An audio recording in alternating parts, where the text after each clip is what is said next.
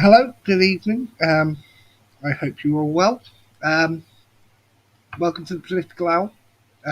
Yes, it's strange. It's a Thursday, and I'm doing a live stream.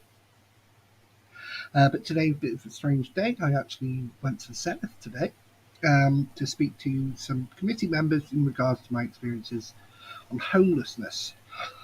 I'll get into that in a second. I was supposed to be joined by Brian Jones, but I haven't heard anything as yet. I do hope he gets to join me, so I'm not talking alone. Anyway, first of all, before I get started, I'd like to say a big thank you to Chloe Davis and Reese Jones at the Senedd, who arranged all this for me to come and speak to three committee members. The committee members were, I believe, the chair of the committee, John Griffiths for Newport East, Jane Bryant, Newport West, and Caroline Thomas from North Wales. It was supposed to be a 15-minute sit down private chat, just having a talk over coffee, things like that. And it ended up being an hour and a half. And I thank the members for taking their time out to sit with me and speak with me about this important issue. It's an issue important to me because, as many of you know, I've been currently going through this homeless situation myself in emergency temporary accommodation. I didn't hold back and sugarcoat anything. I gave it as it is. Like I discuss on this channel, I've told it as as I've experienced it, and everything. A lot of what I said, they were shocked at what was going on, especially having curfews, getting a service charge, that you can't spend nights out without talking to the council, and the fact that we are isolated in these situations, be it in a hostel, a hotel, or even a HMO like I am now. You can't have people just come in to visit you, to check on you, and things like that. So, as I said, I spent about an hour and a half talking to them. They asked many questions of me, and that I did point out the biggest problems are one, the communications from housing departments, and the fact that they think that mental health well-being is just talking to somebody, just talking to a professional about your mental health. It's not. As I explained in my situation, a lot of it is to do with the fact that I don't get to see my son as much as I do, as much as I used to, that he's not staying with me because that is a large part of my mental health. Um, it was a good day, actually, there.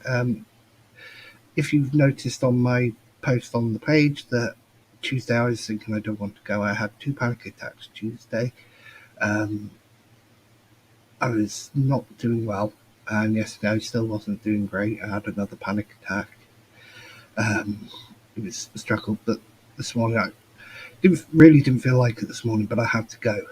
I had to do it for others. Right, I've got a comment. Um, I'm going to show this comment. This come in. Um, Hello, mate. First of all, thank you on behalf of all of us who are homeless here in Bridgend. I'm currently in the Brentwood IV, been moved here 3 times since May, but now I'm getting support from CA. Uh, CA, I don't know the Brentwood. I'm sorry about that, Sniper G. And you're getting support from Jamie. I'll show you other message. Support from Jamie Wallace as well, which is great, and I hope there's a lot of support out there for you. And you can always reach out to me if you need to talk about things and anything. I'm here. I've been through. Citizens Advice. Yeah, thank you, Citizens Advice. Me. I've got to call them myself tomorrow because many of you may not know. As many of you do actually know, I've had troubles with my mental health. Last year, I had a breakdown going through the system. Back in April, I was advised by my doctor to apply for personal independence payment (PIP). I'll just explain this quickly. Um, so I applied for it. Um, I There's a lot of, I've got hearing problems in my right ear as well. Um, I've got 90% hearing loss in my right ear. I've got about 70% in my left ear. So that all went part of the PIP. Now I went through the process with PIP and it got declined. And it got declined for some of the most silly reasons. Because it was a telephone interview, they said, "Oh, there's nothing wrong with your hearing because you didn't need any questions repeated." Yeah, I use my left ear for that, not my right ear, to speak on the phone. It's silly. And the other thing was that there was nothing wrong with me mentally because one, I could follow directions. Two, I can answer the questions without them being simplified for me. Okay, I've got depression, but I'm not stupid. Depression doesn't affect your intellect. It affects your motivation, your will, and your emotional state of how you deal with things day to day. So that's part of the reason. So I've got to contact Citizens Advice tomorrow to set up an appointment to dispute the PIP. Anyway, back to the housing uh, and things like that. It was The meeting today was good. They were shocked about the service charges in this place where you are. Currently, mine's £15 a week, which gets a problem come Christmas next month. I need to do my MOT on my car, and I get £284 a month to live off, and that's what I could do. I need my car to help my son take him to his appointments or to his drum lessons and things like that because my son, as many of you know, is autistic. So I need the car required for that. Next month, I've got to decide whether I get Christmas presents, food, and pay my service charge, or have the car MOT because I know it's going to fail. There are a few problems with it. Right, people messaging me. Okay. Yeah, so there are a few problems with it, which I explained. Our costs living in hotel, your food costs more than quadrupled because you don't have storage space, you don't have proper cooking facilities, so you're getting things like you try and survive on takeaways and then super noodles and things like that, things that you can do quickly. It's not great. Even in the HMO, your costs are increased, food costs. We've got a shared freezer, which great, but you put something in there, somebody else takes it. No matter if you label it, no matter how many times you complain, it happens. I do have a fridge in my room, as you can see behind me there, but I can store fresh stuff in that for a certain amount of time. So our costs, and I've got proper cooking facilities, so my costs are less than what they were in the hotel, but they're still slightly more.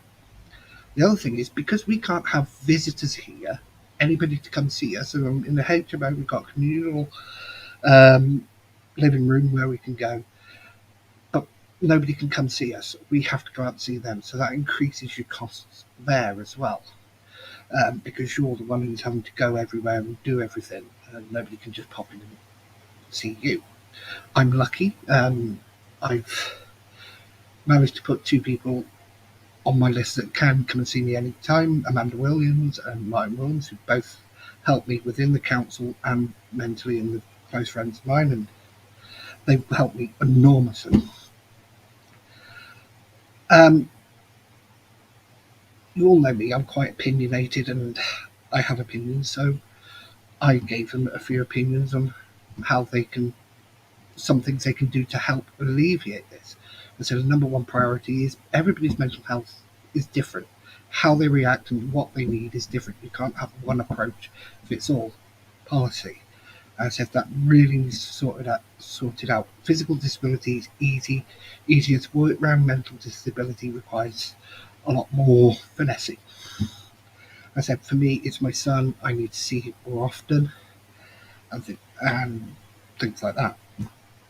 So, and the other thing is, I don't know if anybody has looked at the statistics from the report back in March of the home statistics that were done for this year, for last year, sorry.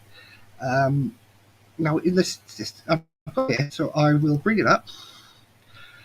You can see here, this is part of it. Now, only one time do they mention numbers, specific numbers as in individual people or number of people, and that's when they had an everybody counts policy in Wales for the pandemic. That just means nobody was being left on the streets. There were room for everybody. Not everybody does qualify for that now because it's all changed. There's certain criteria you have to meet to be part of the emergency housing system. You cannot have a job at all unless you've got, I'm guessing, a large family. But I know there's somebody here, their duty care may end next month because they've just got a job. So there are certain criteria for you not to be in the emergency system. But here we are. Let's look at this page here. As you can see, it says number of households in temporary accommodation at 31st March 2022.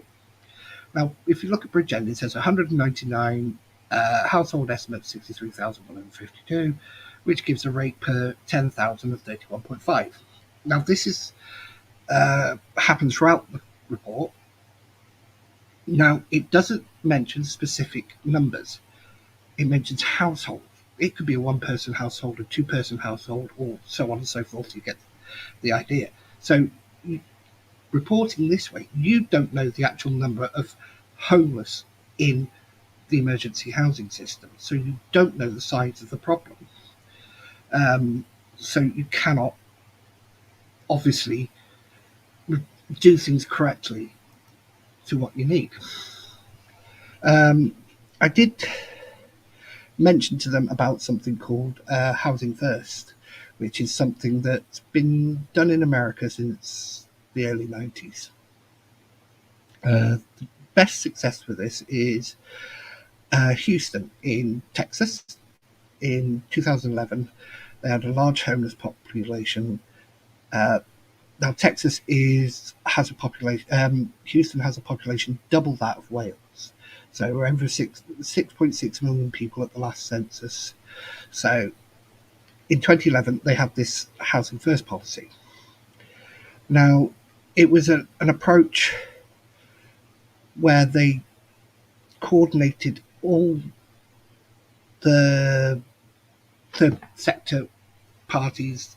Say, like in Bridgend, we have Valleys to Coast, you have Woolwich, you have Pobble, you have Shelter Cymru, and all the housing associations. Everybody was brought under one umbrella in the area,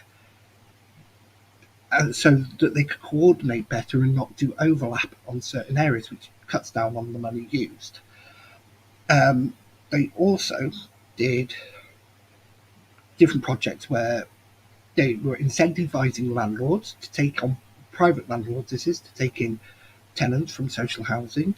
They also were building houses that, when they on a better program than what we have in Wales at the moment, it's a percentage of a large development. Porthcawl recently said there's going to be 30% social and affordable housing. That's 270 houses supposedly in a 900 odd development, 900 house development. That is going to shrink because it always does. Parkdale was the same. It said a certain amount on the very initial planning that they wanted to do, the pre-planning, as they say, and then it drops down and it goes less and less and less. So you get less social housing. Social housing can't exist that way. You cannot build enough houses that way. So you get the housing associations like Link, Valleys to Coast, Havard, and Wales and West in Bridgend.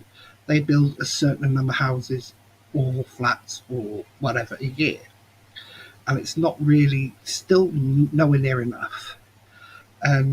But in America, what they started doing large projects, going back to what would be our old council estates. Now, they built these houses, they put people in them, and for the first 6 months to a year, depending on the people's situation and that, they help cover not just the rent, they paid for food, and part of the utilities is so these people who were on welfare or on the lowest income in society were able to start picking themselves up, start getting a little bit of money behind themselves to do things. Is it something that will work in Wales? Maybe, but it would have to be at a government, Welsh government approach that everybody comes under this one umbrella, and they can focus their resources better where it's needed. Because homelessness in Cardiff is going to be a bigger problem than it is in Anglesey in North Wales. And yes, the Welsh government should oversee all this, and it should be a Welsh government programme that is controlled at the Welsh government, but you've got your county councils that manage it. So they they were shocked on what was going on for the system and what it's like for people like me. I've told them they need to speak to more people, and it's all well and good getting these homeless charities like Shelter, like Woolwich or Pobble involved. And I said quite often the people who have been through the system are the ground level workers who don't get any say or don't think. You need people at the top who have been through the system because they have a more better idea. They've gone through it and they know what the lived experience, as the member told me, is the term. How is your lived experience? Or things like that. Don't get me wrong, these third sector groups like Woolwich and Powell and others like it do a fantastic job. Their workers are great. They help you as much as they can. But unless you've been through the system and known what it's like in the system and feel the problems, you're not going to really understand what people's needs are. Oh, okay, I've got to say, it was good. I did invite them on to come and talk about this with me today or at any point. No takers as yet, which you probably can imagine. I really hope there's a better system than what there is now. Just leave it up to councils. I brought up also the fact that BCBC told me I required a court order in order to be able to apply for a 2-bedroom place. The email I got said it was up. It's what the uh, housing associations required. It may be, but at the end of the day, it's BCBC who decide what level of local housing allowance you're entitled to. So that would be 1 bedroom 388. I think 2 bedrooms 450 a month. So it'd be them who decides, and it would go on that. So I was told it was housing associations. Now, when Harvard spoke to me, they said no, they don't require a court order. All they require is a letter from my ex-partner, which my ex-partner had already written twice to BCBC saying I do have my son this amount of time, which works out to about half a year really, what I used to have him and what would be better. So it's not understood. Where's that? There's no legislation really saying yes or no who decides.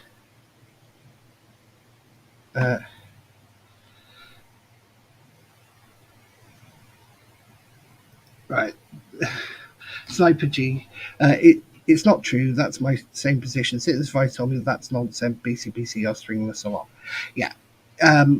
Unfortunately, there's not legislation, so they can really do what they want on that. There's no legislation in regards to that.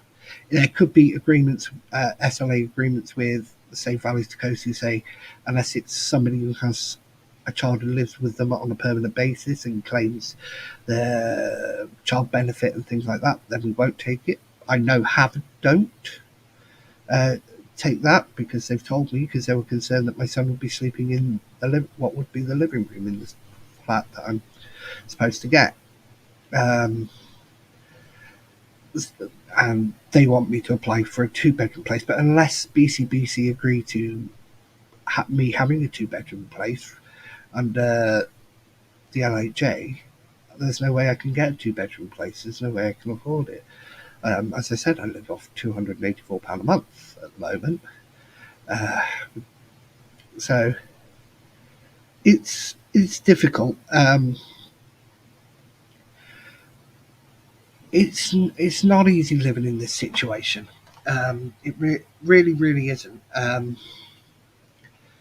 There's everybody's different. I said they need to speak to more people in my situation. They need to get them in, sit down, and talk to them because everybody experiences it differently. Everybody feels things differently. Um, I know there's a gentleman here when talking about the whether you're entitled to one bedroom or two bed. The gentleman here has two daughters that he's got a court order that says they stay with him so much a week. BCBC have come back and said that that's not good enough. You're still only entitled to one bedroom property.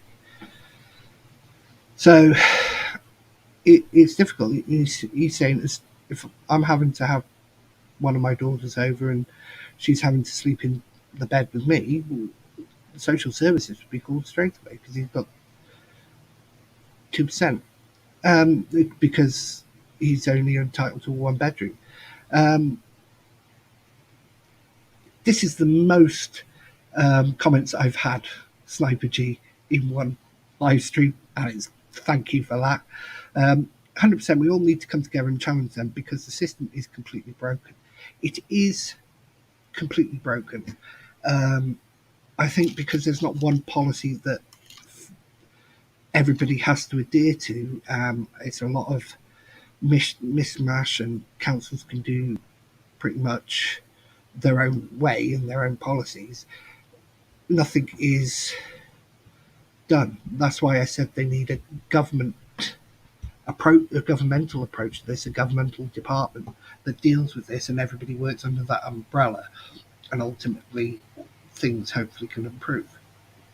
But going back to the Houston one, I didn't finish that story. I go off on tangents all over the place. Anyway, from 2011 to 2020, before the lockdown, they actually reduced their homelessness by 55%. And that includes in 2017 when Hurricane Harvey hit Houston, and their actual in that after the Hurricane Harvey hit, it actually rose another 15%, simply because a lot of people lost their homes. So a lot of people in emergency accommodation, temporary accommodation, or homeless. Uh, so they've actually managed to catch up with that. Okay, it's not a solution that happens overnight. No solution can be. It's not. It's not possible for a solution to be found, an automatic fix that's going to get things working tomorrow. It's got to be a long-term project that they've got to move forward with, and they've got to do it right. I've said they can speak to me anytime about it. They should speak to others in the system, get them talking, get them agree. Yeah. There we go. They throw us all into a goldfish bowl and treat us as one. That is true. Like you said, we are individuals with individual needs. I will quit and let you carry on. No, don't need to quit. I'm happy. It's the most comments I've ever had, so I'm glad. Comment all you want. But it's true. We are individuals. We all have individual needs, and we all have different problems with our. It's the same with mental health. Not one person's mental health is the same. I can. I can't really deal with my mental health at the moment. It's not great. It's all over the place at the moment. But what helps more is my son, and that helps me a lot. I've told them to stop looking at the service, stop looking at me and saying, what's my needs? Because this has affected my son now. As I've said in live stream before, the school worried that because he's started to become withdrawn in school, he's been having suicidal thoughts. This affects him as well. So you've got to look beyond the surface of just me. He's got to, what's the effect on people around me? They may not be living with you, but we still have children at the end of the day. and you've got to see what the effect on them, especially children who have disabilities and different needs. So they've got to look at, I know it's not easy. I know it's not.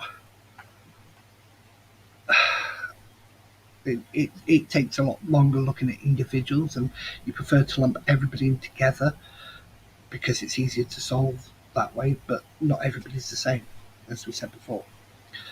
So that's what happened today. Now, I've said there's a need for social housing. There's big need, maybe going back to the old style council estates, doing large builds where there's a few hundred or even a few thousand houses. Got a new comment. I suffer I suffer agoraphobia, borderline personality disorder, severe anxiety and depression. My children ask me all the time, "When can I see you, Daddy? I'm in Porthcawl. I don't drive. Do I eat or do I see?" My children, it is barbaric. Um, yeah, I've had my bouts where I haven't wanted to go outside, and I do understand the bit of the agoraphobia where you just want to lock yourself away and you just don't want to go outside. Um, but again, at the end of the day, depression affects people differently. Anxiety affects people differently. Um, so, yeah, it's one of those. So, yesterday it was announced there's pre-planning consultation for 65 one and two bedroom flats on Sunnyside. I'm all for social housing and new places being built, but they've got to be in the right place. Is this the right place? Personally, I don't think so because of the air quality order on Park Street, which is only getting to get worse with building in Lalliston. With the new building of, is it 900 homes in Lalliston, the top of Lalliston by the old circus field? It's going to make Park Street worse. There's no way they're going to solve it if they keep building around it. There is a consultation for this set up by the county borough members of Bridgend Central. So that's Tim Woods, Stephen Bledsoe, and Stephen Easterbrook. The ex-servicemen, it will be at the ex-servicemen's club, Tondy Road, 1st December 2022 at 6:30. If you've got any say on this, I don't think it should be for people who just live in Bridgend Central. It's an issue that will affect other people who use Park Street, who use the surrounding area, be it the leisure centre or the town centre, and go give your views. I think it's important. People should be speaking up more on things. Not everybody wants to, but some people want to leave. Just let them get on with it. But anyway, so that's good. I was going to talk about the report that came out on Logan Morangi. I haven't read it yet, and I think that should be a live stream all on its own out of respect to Logan, because it's something that is very serious and child life. So I won't tack it onto this today. It's coming up to that time when budgets will be released soon from community councils and county borough councils. Everybody's trying to finalise and get ready to see what they can do. I think most community councils are going to try and freeze their preset budgets this year again, because of the situation. The community councils seem to be good at doing that, unlike BCBC. They froze council tax this year in BCBC, and it was already reported before the cost of living crisis that it would probably go up 4.2%, I believe it was, year on year for the next 4 years. That is probably going to go higher. If they want to do it above 5%, they have to put that to a public vote. So I'm guessing they're going to do about 4.9 or 5%. Keep on target. So that has to go public vote. In England, I think it was 3%. They've just raised it to 5% because of the councils before they have to do a public vote. And I can't see anybody voting yes to having a 6% council tax pay rise or anything like that. Have BC got the money? Personally, I don't know. If we go by a report from the audit office last year, yes, they should certainly have. The money they got this year, an extra £19.2 million in the budget from Welsh Government, which they only managed to freeze council tax with. I think they should have the funds there. The audit report last year criticised them for the amount of reserves they had. Whether they still got those reserves, I don't know. I have done a freedom of information request to see how much reserves they had in 2020, what was allocated, what was unallocated, and then in 2021, and I've done the same for this year, so I can find out what reserves they actually have that are unallocated. Now, unallocated reserves are reserves that are not there for any projects. We get the argument, they're reserves, but if they're spent once, they can only be spent once. Yes, we understand that. That's the same with everything. If it's spent once, it's gone. We're in a time now where bills are rising. It's not slowing down. Inflation's going up. People want more wages.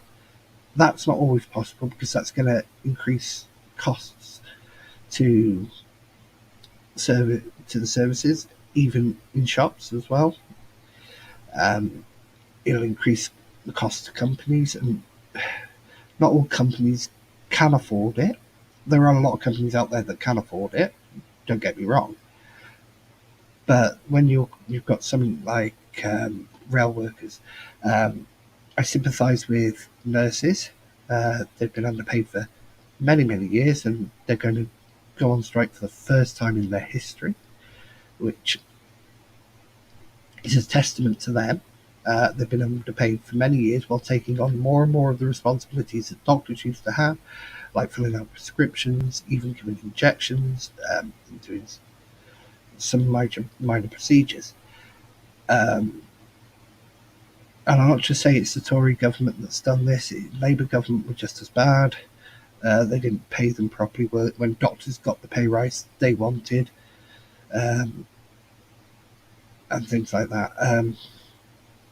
I think our NHS nurses are wonderful, clearly underpaid for decades, and we're in a situation now where they need a pay rise to cover the cost of living, and we simply don't have the money to cover that. If it comes from them, it's got to come from. It's going to have to be taken from somewhere else. And it's the same with rail workers. It's the same with others. Although, okay, certain rail workers, your conductors, your cleaners, and things like that, they don't get a higher pay as a train engineer.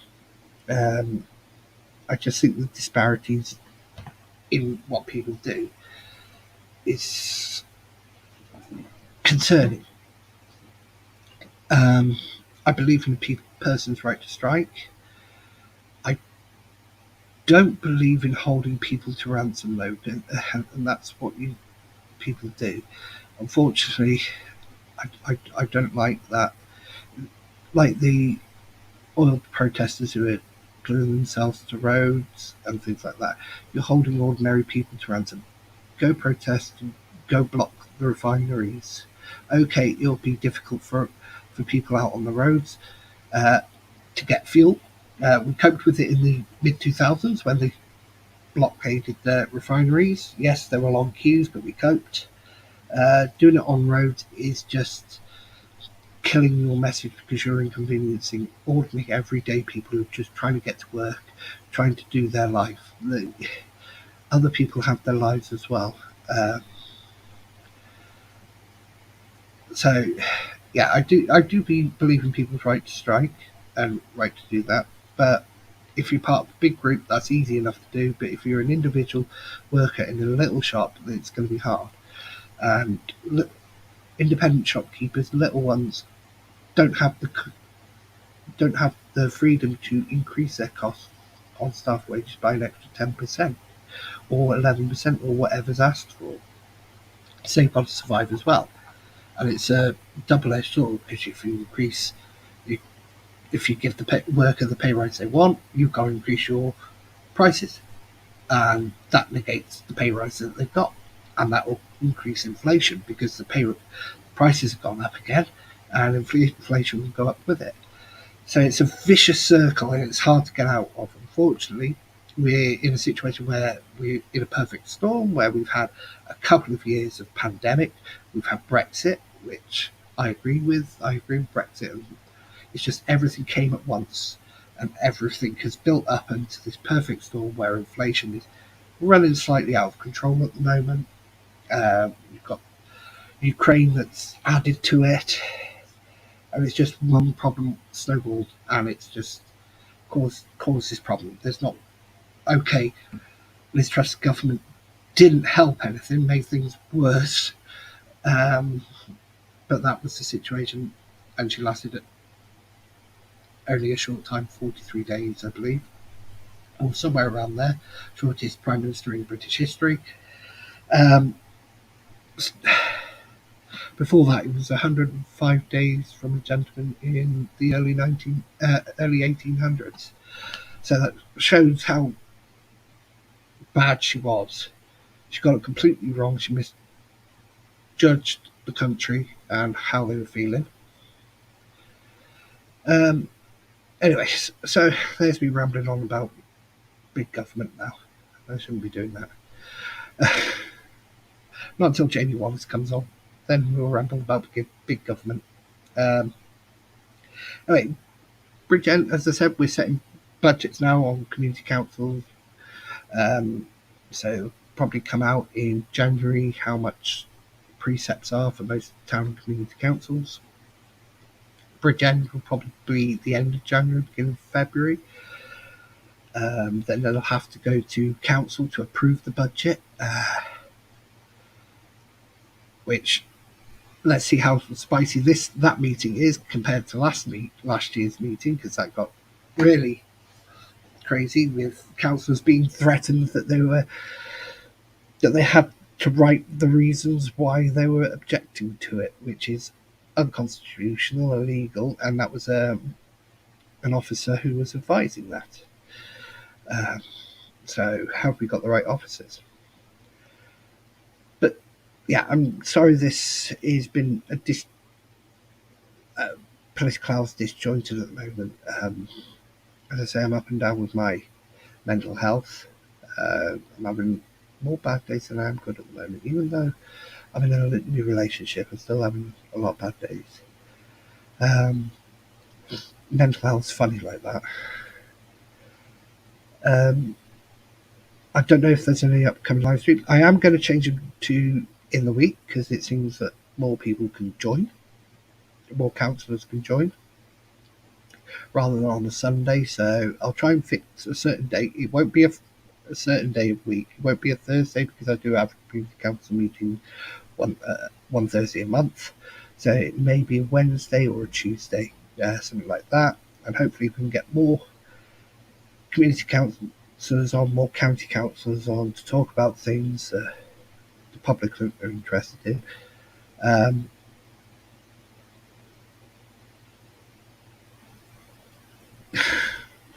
Right. Do a cracking job, mate. Keep your head high. People like you make it.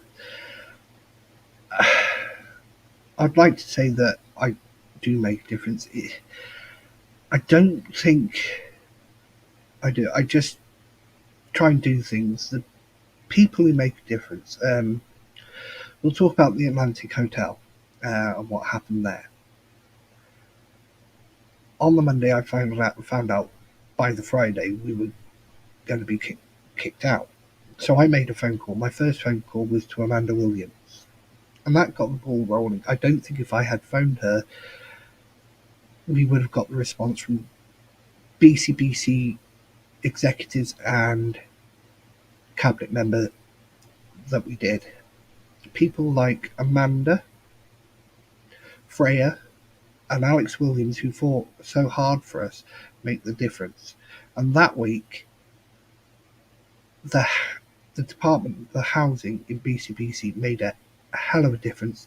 They worked long hours, they worked hard, and they went really above and beyond. They make the difference. Um, so you were in the fairways same time. I don't know if we met because I met so many people that week that I hadn't met before. I'm sorry if we did and I don't remember. You've got Sniper G, so I wouldn't understand, wouldn't know who you were anyway. Um, and she's saying you're back in Porthcawl now. I'm glad. If you're happy in Porthcawl, um, I'm glad you were you're back. Um, yeah, people like Amanda, Freya Bledsoe, Alex Williams, and the housing department in BCBC that week. Pleased to meet you, Gareth. No, we didn't meet. Yeah, that week the council staff went above and beyond, and they rightly deserve every praise for what they managed to do that week. Okay, not everybody was somewhere satisfactory or right for them, but everybody had at least somewhere to go. Um, um, the other people that make a difference in my life, particularly, is the people, and I know they get slated all the time. People like from BCI, they have they have supported me in what has been a difficult 5 years. Well, since 4 years since 2018, since my father passed away, they've all supported me, rallied round, be it just people I don't often speak to, or people I speak to quite a lot, like Martin, like Stephen, like Amanda. They've been fantastic. People I've met this year, like Stephen Easterbrook, Lisa Lewis, Amy Philpin McConnell. The support personally that I've received, they're the ones that have made a difference to me. And beyond that, there are a couple of people who are not affiliated to BCI that are affiliated to Labour.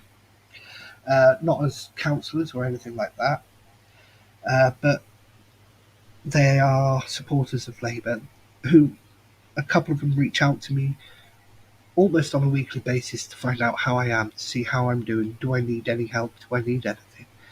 And even though politically we are polar opposites on what side, I'm even beyond Tory, beyond Conservative, because I have my own opinions on different things.